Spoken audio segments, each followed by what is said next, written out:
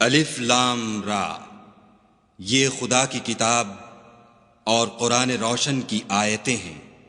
کسی وقت کافر لوگ آرزو کریں گے کہ اے کاش وہ مسلمان ہوتے۔ اے محمد صلی اللہ علیہ وآلہ وسلم، ان کو ان کے حال پر رہنے دو کہ کھا لیں اور فائدے اٹھا لیں، اور طول عمل ان کو دنیا میں مشغول کیے رہے۔